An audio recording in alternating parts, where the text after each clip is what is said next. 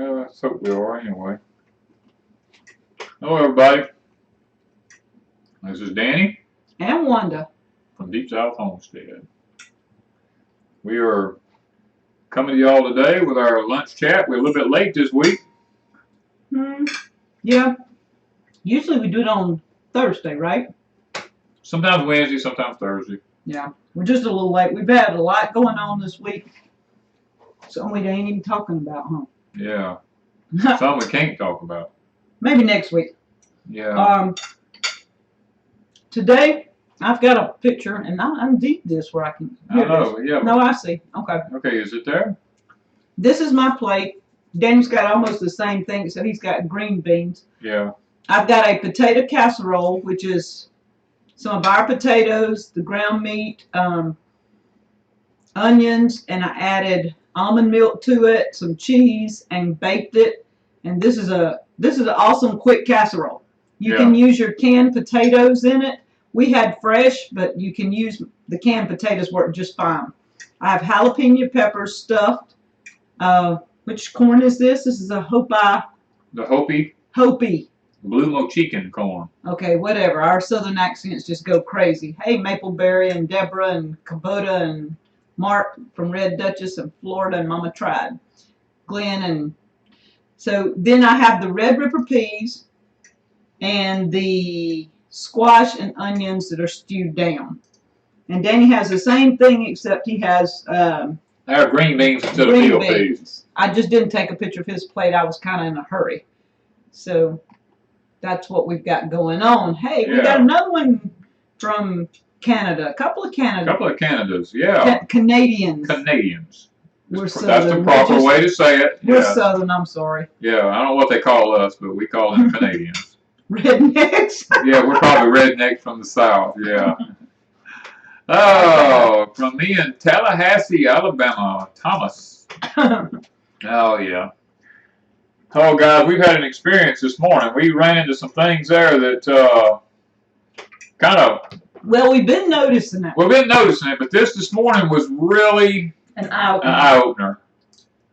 Let me show them, because we're not going to be on too long. We've got a couple of things to do today. Yeah. Look at this aisle. Look at this aisle, guys. This is our local Walmart right here. Now, this is the only major store in our whole town. There is not one bag of sugar in this store. I went over to the lady working. She was stocking the shelf right across from it, and I asked her, I said, ma'am, do y'all not have any sugar in Walmart? And she walked over and she scanned each one of the things on the deal, and she looked at me and she says, it's showing we don't have any in the store. Let me go in the back and look. So she went in the back and looked, and she came out. She told me, she said, Danny, sir, she said, sir, we have no sugar in the store, but we're expecting a truck in another day to come in. She said there was none yesterday. There was none yesterday. So that's 2 days and probably part of a third day, no sugar in the store at all. Now, we do have a Piggly Wiggly. We do have a Fred's and things that carry little bags of sugar. Yeah. But can you imagine if very many people needed sugar and there's 3 days there's no sugar? This is just a small inkling of what might happen before long. But well, this ain't the only thing in the store. And this is only one aisle. This is one aisle we was on. And let me show you the rest of the aisle. This was right down from it.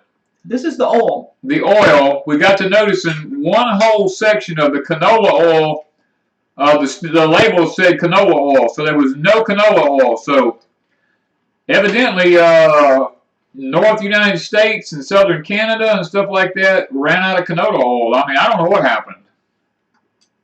Yeah, and the deal is with the sugar. See, we have plenty of sugar. It's not that I'm out of sugar. But we're canning a lot, and I've got a lot of jellies and jams that I need to make up. So I buy 25-pound bags of sugar when I go in and I have the extra money. That's what I do. Yeah. And so today I was just going to pick up a 25-pound bag of sugar to add back to my stash, because probably next week I'm going to be making apple jelly. And Danny walked in. He says, "You are not going to believe this." I said, "What?" I hadn't even seen the aisle. I was coming around the corner, And he goes, there's no sugar. And I said, what do you mean there's no sugar? I mean, at least a bag or two, right? Yeah, some kind of sugar. And when she told us they'd been out for 2 days and possibly the truck wouldn't come till sometime tomorrow, that was just crazy. Somebody says it's happening with cheese. Somebody said it was happening with ice cream when it's hot. Yep. But can you imagine truck to truck? Danny did a video on called Truck to Truck. I did, A couple of months ago. A couple of months back on Porch Time. And we had started noticing even back then that when we went into Walmart, there were spaces and shelves everywhere. They were rearranging the stores. And they were pulling things to the front, and it looked like the shelves were full. And when we looked behind it, you got 1 or 2 items. Case in point, we went and got lemon juice the other day. I went in, there were 5 things of lemon juice on the shelf. I took 4 of them. I felt sorry for somebody, and I left 1. Danny said I should have got it. I told her, I said, you don't feel sorry for somebody else. You take it. I mean. But that's it. Okay, so somebody like me that preps, and I go in and I pick up 3 to 4 of something, and that's all they have on the shelf. Or if 4 people come through and pick up 4 items and nobody else can have it because everybody goes in on Saturday and buys their groceries. Yeah. So I just took their stuff. You just took their stuff. And plus, that's not it. You know? That's still not all of it. I went down to, we need about 20 more cases of quart jars to finish out with. And I told Wanda, I said, let's go ahead and pick up about 5 more cases of quart jars at least. And we wanted the regular mouth. We got down there, and they only had 2 cases of jars left in the store of the regular mouth jar. Too. And I was like, oh my goodness. So I said, I don't want to leave without getting something else. So we picked up 2 cases of the pints, regular mouths, and brought them home with us. So we was only able to get 2 cases of quarts and 2 cases of pints. Now, we can hit Fred's and places like that, but this is what Walmart considers seasonal stuff. From this point on, when they sold out of the big display they had last week, they'll only get limited amounts of canning jars. So if everybody in Wiggins decided they wanted to can, you're not going to find jars. They'll have 10 or 12 on the shelf. That will be it from now on. So you have to go get your whatever's available at that point. This shows you how they're limiting us gradually. You say that they won't control us and say, well, you can only have 2 cards or 2 things of sugar. They're already doing it. Yeah. They're already controlling.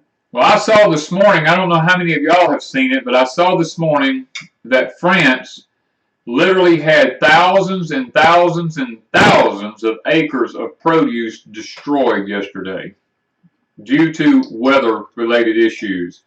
Hail, flooding, high winds, and everything literally destroyed. I forget how many thousand. It was way up there in the thousands and thousands of acres of produce. And they're saying now that France is going to be experiencing a tremendous amount of shortages in their country also. Well, you've noticed it here. Yeah, we've noticed it here, yeah. Not because Deep South has lots of stuff. Ours is growing. We've noticed what doesn't work, what is working. We're playing around with that to get it right. But across the country, watching YouTube channels, how many people, and people in the chat saying, you know, they've had cold weather, they can't get something started, or they get something out when the weather warms up, and then they have another cold snap. And this weather's just been crazy. The wheat is going to be one of them. Citrus is going to be another. Corn is going to be another. Soybeans, and all this stuff is in everything you buy in town. Yeah. And we're just, you know, we want to warn you guys, stock up while you can. You better stock up. You better go start getting lids right now because the jars are useless without the lids. You know, if you've got a way to stock up on food, I don't care if it is beanie weenies.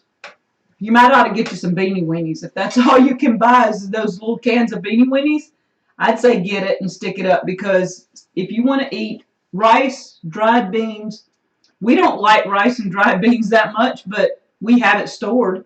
And if we need it, it's there. We can eat it. But we like our fresh stuff. I like my canned stuff. At least we are preparing what we like ahead of time. But we're also storing up stuff we don't like exactly, that is cheap and easy to put up, you know. Yeah, there's this trade thing going on between the United States and China now is only going to make it get worse.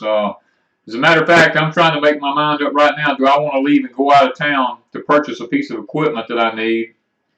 Because I'm afraid if I wait, the prices is only going to go up with these trade tariffs that's coming on that they're doing. And I'm having a hard time struggling with making this decision because I don't really want to spend the money, but I know I need to. We need to get it done before, because any major purchases that you are going to do that are related to overseas things, it has to come in from overseas because America doesn't produce their own anymore. Especially with metal. Anything metal, yep. Farm equipment, that sort of thing is fixing to go up. Simple Truth says, how long can you store lids? You can store them indefinitely as long as you keep them out of the elements. Yeah, dry. Buy one extra thing every trip. Yeah, and don't use it. That's where Danny and I learned to store our stuff. Because I wasn't used to doing this. When I came out here, Danny had a whole storage of stuff 5 years ago, and it came in handy because the first 2 years we didn't have any money. And we had to use it, and when we did buy things, we would buy extra something and put it up. We kept our storage kind of moving along without depleting it by doing that. And then when our food came in, we stored our jars. It's taken us 5 years to get our cellar to the shape it's in, but it is packed. We are adding things daily. Every day we can something, and we're out of room. He's got to take the second room, build shelves, and we've got to figure out, what to do, because we figured what we've got stored right now would feed the two of us almost 2 years, and that's not a lot of food exactly. But but to y'all it may be a lot because you don't can that much. But to us, 2 years supply is better than nothing. And so if something happens next year that we can't grow, at least we can still eat for a while. Hoodow, we're not saying that there's not any sugar in the stores. We're saying there's no sugar in our stores. For 2 days. For 2 days and possibly another day. Yeah.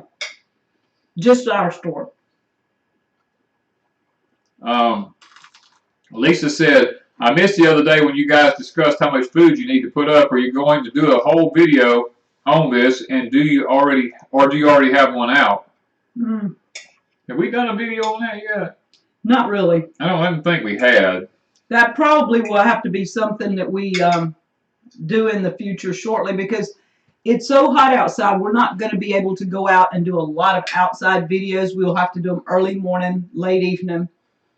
And early morning, there's lots of dogs barking. We have to pick and choose how we do things. Late evening, there's dogs barking.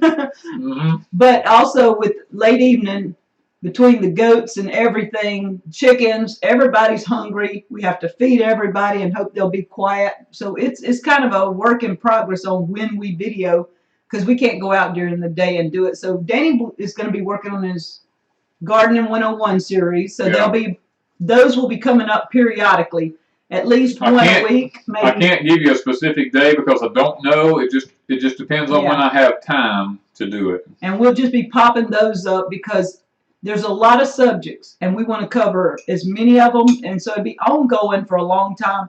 But if we don't have anything pressing, he's going to do another one, and then another one, and we're going to cover as many aspects of gardening plus individual vegetables. Each video should be something different, and we're going to put them in one playlist. It's going to be called Gardening 101, so that if you have questions or you need something in the future, you can come to our playlist, Gardening 101, and look for potatoes, or how to the basics, or fertilize, or what are some others you've been asked to do? Just like seasons and moon phases and things like that. Each one of them will be Gardening 101, but the title itself will be something different, carrots or whatever.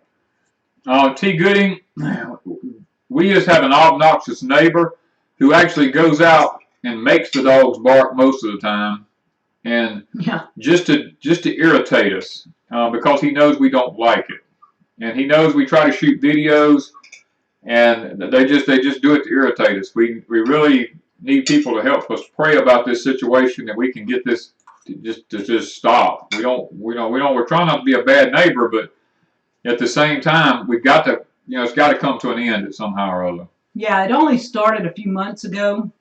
I mean, he's lived here for many years, but yeah, and he's had the dogs. The dogs did not bark. It's been poor husbandry on his dogs, because he lets them get together and they end up breeding, and then they end up with all these puppies, and and you got just more puppies on top of more puppies on top of more puppies, and the dogs just keep adding up. And he's had 2 batches of puppies within less than 6 months.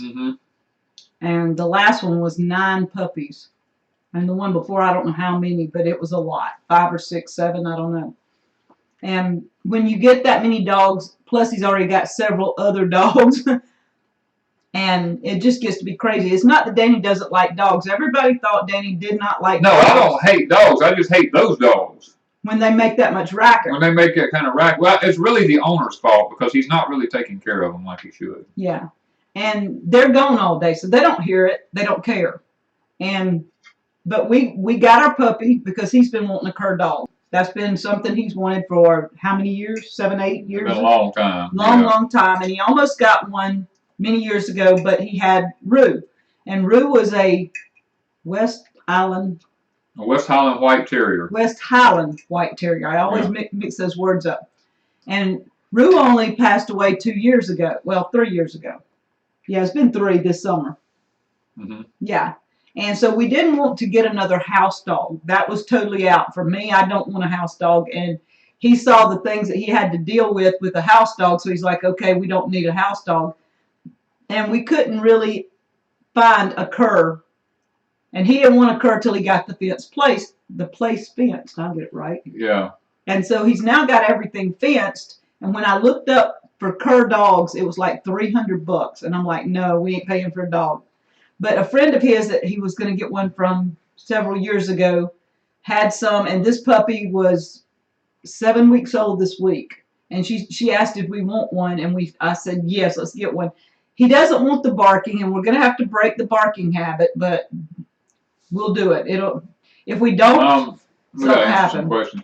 Mama Cat, running the sprinkler overhead on the corn probably had something to do with that. Corn, you do not overhead sprinkle and water corn. Any vegetable needs to be watered from the ground only.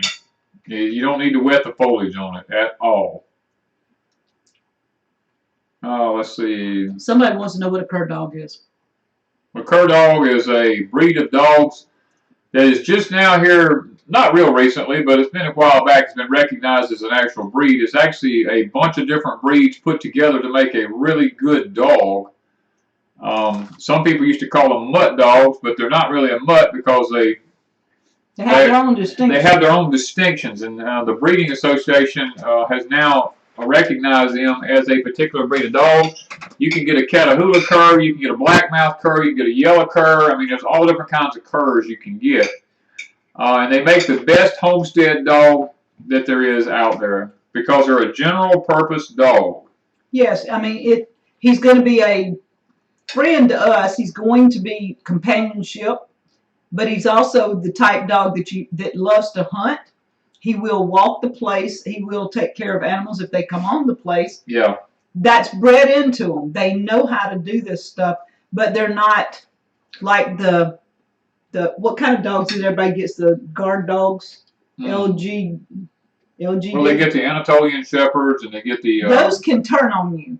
Yeah. Those type dogs are bred to attack.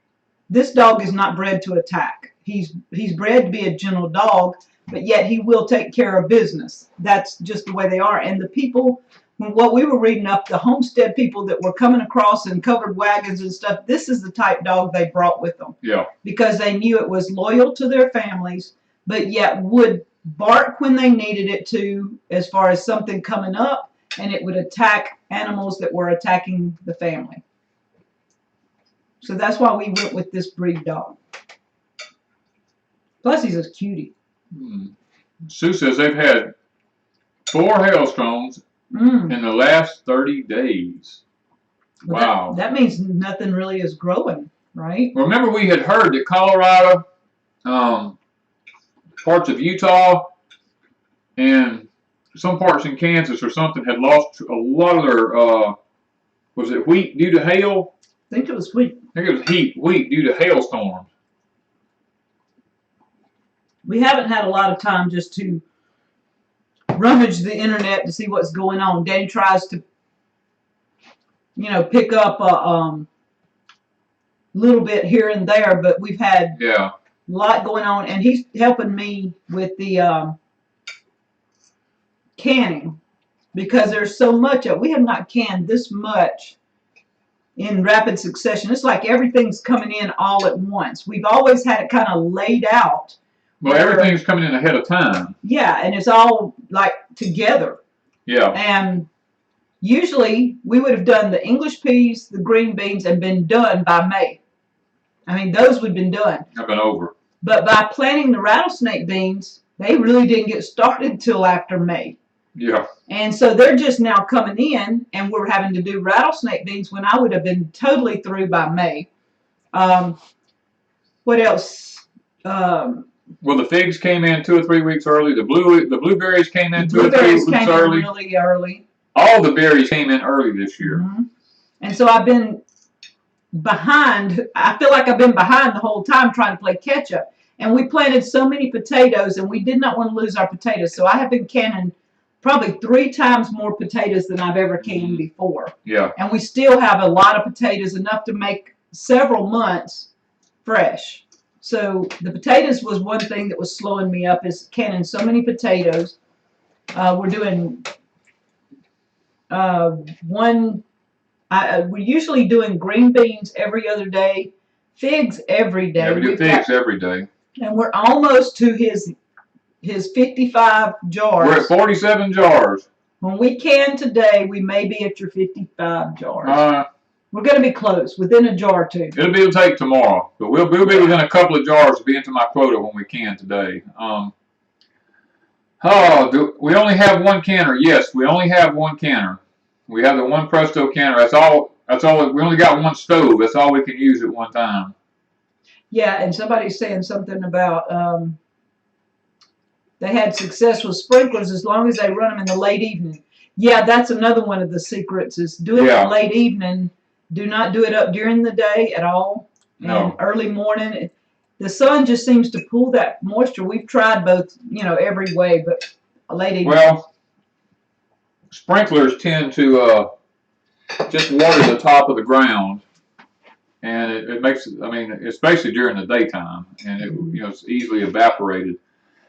Mama Tribe Homestead said, what would you plant now in zone, was it 8B? 8B. I've got some open garden space. The only thing I would plant this time of the year would be some kind of southern peas. Yeah. They're the only thing right now that's really going to survive this kind of heat. Most everything. That's the only thing I can think of. Okra might. Our okra's doing okay. It's starting to grow, and okra might pull out and make some by fall, but it's going to take a while for okra to kick in. They're using their camp stove. Mama Cat said, I've never planted a fall garden. Is it worth doing? Yes. Well, it's according to where she lives. Well, even up north they plant. Even up north they still do it. I mean, lettuce and broccoli. You plant your lettuces, your broccolis, your cabbages, your carrots, things like that are very cold weather. Now, no green beans. I mean, no English peas, because the system is backwards for them in the fall. So, but you can plant your brassicas and stuff like that. Your tender greens, your turnip greens, those types of things you can be planting in the fall. Yeah, and one thing that we need to do is you need to go live, just talking on what you did about the video yesterday. Maybe tonight or tomorrow sometime. It depends what kind of time I get. Yeah, Darlene says too hot for tomatoes. Yes, it's way too hot for tomatoes. Ours are almost. The tops are still green, but everything else is. They might make a few, but not a lot. Do y'all have any issues with crawdads there? Yes, we have crawdads everywhere, and where it's wet at. They make the little mounds up on the ground everywhere. It's really aggravating when you're mowing. All right, now Lisa is in 5B, and they're planting their fall crops now. Yes, I can see them. Excuse me, in 5B, I can see them doing that now. Go ahead and get your fall stuff started. Because the solar minimum, I'm going to tell you guys, it's going to get colder quicker. Because I look at the whole United States map every morning, and I've already noticed a lot of mornings, over half of the northern part of the United States is already in the 40s and 50s. I have seen some places where it's in the 30s. The 40s, 50s, and 60s is quite common in a lot of the United States up in the northern sections. Yeah, and Mama Tribe was saying something about pink-eyed purple holes. The aphids got them. We did the red rippers, and people asked where you could get them. I did look online, Rare Seeds, and I think southernexposure.com. I'd say they carry the red ripper peas. Now, the ones we got... the aphids almost wiped our pink-eyed purple holes out. Yeah. I had to go in we tried the thing. People say, oh, you can spray them off, and a little dishwashing liquid, some water, and a little pressure, and you spray them off. Guys, look, that didn't work. And we have too many of them. We got too many to go through there and do that. And so I just went through and started thinning the plants out and pulling those up and taking them and feeding them to the hogs. And it looks like it worked because our peas look pretty awesome right now. Yeah, Tina Pittman said their Walmart reduced the freestanding produce shelves from 3 to 2 last month, and then some of the bins were empty. Wow. Y'all are going to notice a lot of that if you pay attention. A lot of people don't really, they just walk through and think, okay, they just hadn't stopped the shelf yet. Yeah. They haven't stopped it for a reason. Huh? Deborah said, we had an alligator turtle in our driveway yesterday. An alligator turtle? That's a scary looking rascal, I'm sure. I didn't know there was an alligator turtle. Huh. Let's see. Matt said, first year gardener here, received your white sweet potato slips Monday. Doing great. Do you know what breed of white sweet potatoes they are? No, I do not know.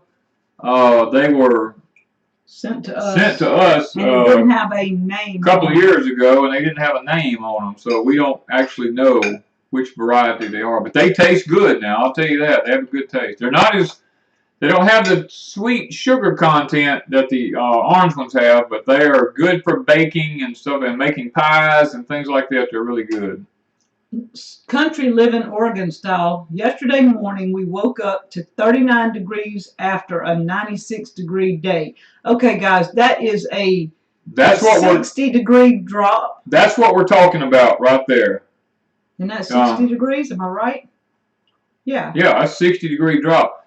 Let me explain something to you. The fluctuation in temperature, I'm going to probably cover this on my basic 101, but the temperature fluctuation, if you go from being cold in the morning, extreme hot during the day, what happens is the cell structure in plants actually erupts and busts, and that's what destroys your plants, is that sudden fluctuation of temperature in day and night like that. That's what got some of ours. That destroys the cell structure in plants, and we'll talk about that more later on. But.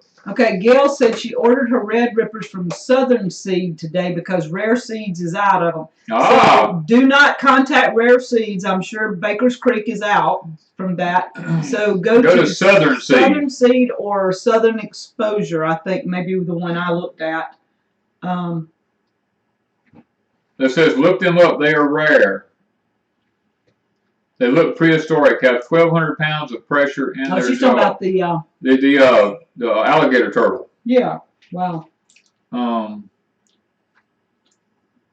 Let's see. Hello, Miranda from West Virginia. All right. Now, Mama Cat's asking about watermelons. How do you know when watermelons are done? They look right, but the stem is still green. A watermelon, when you roll a watermelon over, if the bottom side of it is a dark yellow looking, and the little, I call it the little pigtail part, it's a little part growing up right where the watermelon stem touches the vine. You'll see a little curly thing, looks like a pig's tail. If that is brown and the watermelon is dark yellow under the bottom where it's been laying on the ground, it's probably ripe. But if it's white where it's been laying on the ground and the little squiggly tail is still green, it's not ripe. Okay. I just go out and thump them. That's the way my dad did them. Well, I mean, once you know what you're doing, you can thump them. But I don't know what I'm listening for, but Daddy would always thump them. I go by and that'll get you in trouble if you don't know what you're doing.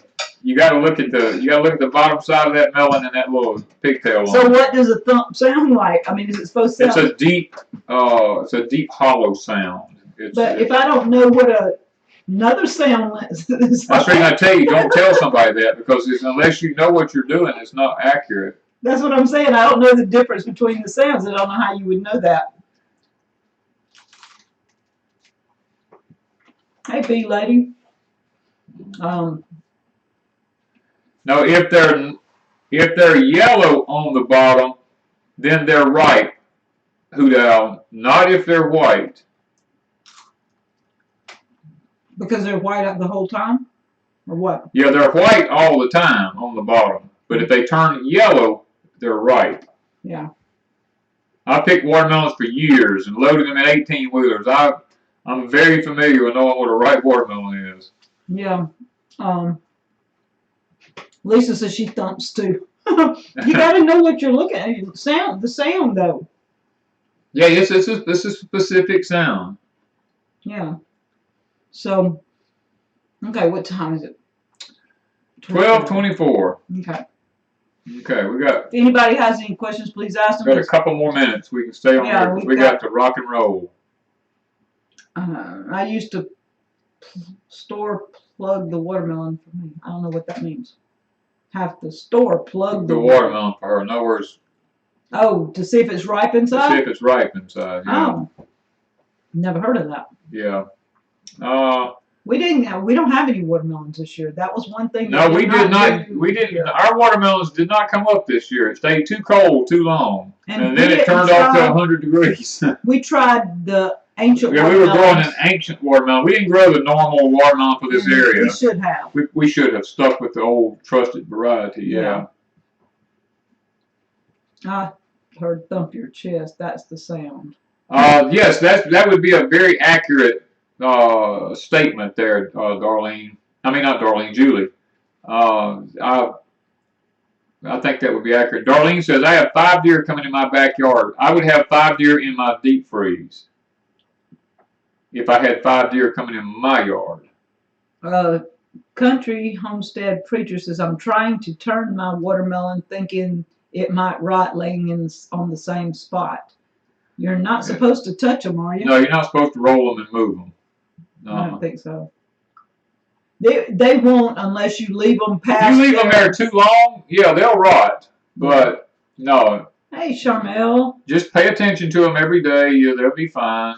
Charmel wants to know, does baking powder and yeast store well? Baking powder, yes. Yeast will store for a certain length of time because it's a living bacteria that actually will go bad and die after a certain period of time. Yeah, but I mean, I think 6 months is the most, I think, ain't it? Like dry yeast in a jar. In the jar is like 6 months, I think. We had some that was here when I came here, and I didn't make bread or anything for a long time, and when I tried it, I got absolutely nothing, and it was stored in the fridge. Most of it, I think. And everything I tried, my bread fell every time. So the yeast did not store well. It was probably at least 2 years old. Well, any of y'all that live in South Mississippi or Eastern Louisiana, Miss Tina Pittman said the feed store here at Crossroads, which is just off of Highway 26 outside of Bogalusa and between Poplarville, has Red Ripper peas if you needed some to buy. That would be the place to go. Are we headed by there today? We're not going quite that far today. Oh, okay. Never mind. I was going to say, we might ought to pick us up another batch just to Can you freeze yeast for longer storage? I don't know. I've never tried. I don't think you can.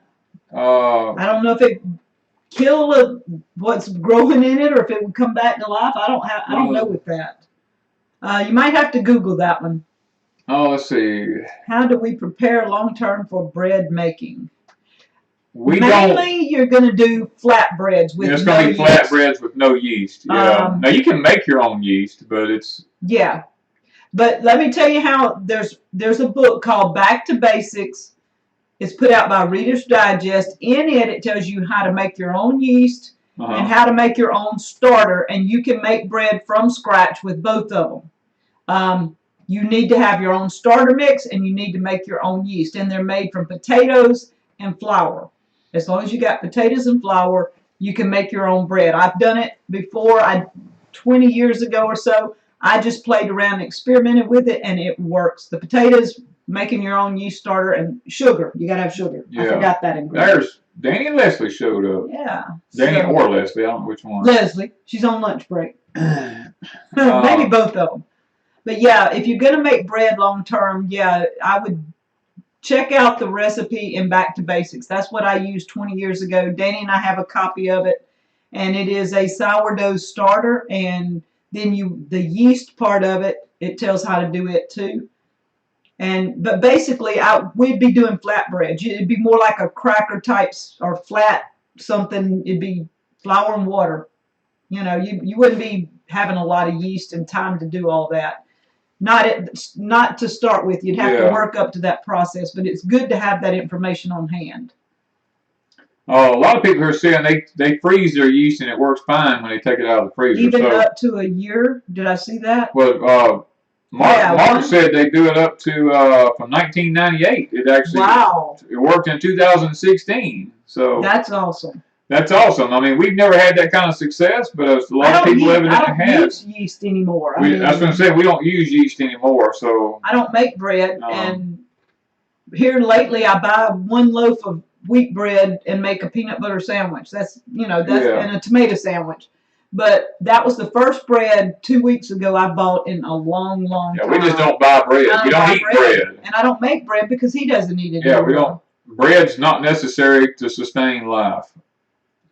I did start a video on that, and then I quit last year. I might pick it back up this fall when I make bread, showing the starter and the yeast and how to do all of it together. I did a search on Back to Basics. Lots of hits. Who is the author? On what? Back to Basics. Hang on, I'll tell you just a second. All right, they have a new version of it, and I think the new version is green, but we have the older one, which is yellow. Orangish yellow, I don't know. But it is put out by Reader's Digest. And show them the front of it first. I'll show you the front of it first. This is it, called Back to Basics. Right, let me get up closer to the camera when you get a better look at it. Now, the new ones don't look like this. They're a dark green color. Yeah, I just told them that. Let's see here. Find out who the author is. Right here. Reader's Digest. From Pleasantville, New York. It's got a lot of authors, really. Yeah. A lot of contributors. Yeah, a lot of contributors. But you look for this. This one's 1981 copyright. Yeah, 1981 copyright. So you're going to have to look at copyrights. They do have a new one because I've seen the green one somewhere. I've seen the dark green ones. I know they have it. But it doesn't really have an author. It's just put out by Reader's Digest. Yeah. So ours is a very old book, but once again, just so you don't get confused, Reader's Digest, Back to Basics. There it is. Yeah, somebody said to look at on Amazon, or what is it that you get the cheap books? I forgot. There's a site that you can get books on for little or nothing, older books. Check it out. Estate sales. You might accidentally find it on the internet somewhere. I don't know if anybody's. Sometimes these books like this, people will put it out. I think Patty does. She does do a sourdough starter from scratch, but I don't know if she does it like this book shows it. I don't know how she makes her sourdough starter, but this one tells how to do it with potatoes, I believe. 7D, Miss Sherry. Sherry does one. She probably does one too. Both of them have from scratch videos, and Mine was going to be using this recipe and making the bread from using yeast and the sourdough starter all together, because you need it. One recipe calls for both. And then I was going to try and do a gluten-free. Patty and I talked about this because she's not ever made a gluten-free sourdough bread that really worked. And so I started it, and I did 2 videos, and I trashed both of them because either one of them was real packy and did not work real well, and the other one just didn't have the taste. It wasn't rising like it was supposed to. It rose some, but I trashed both of them because I didn't want to do it, and I haven't had time to work on it again. Yeah. Okay. And Patty does a lot. Alderman Farms she does a lot of it. A lot of sourdough. Yeah. Lots. And Sherry at 7D does a lot of different type breads, and she does some sourdoughs and all kinds of breads. Warded Harmon is where I learned to make the starter from. Okay, I've not heard of that one. Okay, I'm sitting here trying to keep up with them. Yeah, Miranda says she uses it all the time. They also have a Goodwill auctions where she gets all her work boots from. Yeah, there's a lot of places that if you play around with Amazon and Google and what's the other one? I don't go to these sites because I can't remember the names. eBay. That's what I was trying to say. Sometimes eBay will do that. And hey, Doug and Stacy. Hey, Doug and Stacy. We don't search these sites. Lots of people do, but I just don't have time. I've tried to do eBay, and I mean, I'm just like, nah, I ain't got time for that. No, we don't have enough time to sit around and do anything like that. Like, we're fixing to be out of time here, so. Okay, a flower and what is Wardee, W-A-R-D-E-E, Harmon, has a flour and water starter that works. Yeah, basically I think that's what you're doing, and maybe some sugar added in. Yeah. Okay. Yeah, Alderman Farms does have a cookbook on sourdough. She put out one of those. Yeah, so. All right, we got to go find his piece of equipment. We got to try to get out of here. Then we got to find land to play with it. Yeah, then we got to get some more land. No, we're gonna till up an area and play with it. I'm sure that's coming in the future. There's some stuff fixing to come out of our crops, out of our fields anyway. We're fixing to clear up some space, and we're gonna play with a new piece of equipment and probably do a video in a few days. And we're just videos kind of get backed up, and we can't get everything out, and then we look at each other and go, what are we doing? I go, I'll shoot you whichever you're doing outside. That's all I can do. Yeah. Because I'm canning so much. No more canning videos for right now. No more canning videos for a while, I hope. Wait, no, I do have one. There was one. Dill pickles. Somebody asked me to do a dill pickle relish. I did the video. I haven't had time to edit it. So at some point on Crazy Days probably will be a dill pickle relish video. Yeah. We'll see. We shall see. All right, guys. Thank y'all for dropping in here with us for a little while. We knew there was going to be a few questions. We thought we wanted to catch up on that, try to keep y'all answered up on some of them, maybe help you out. And we will see you in the next video. Bye, guys.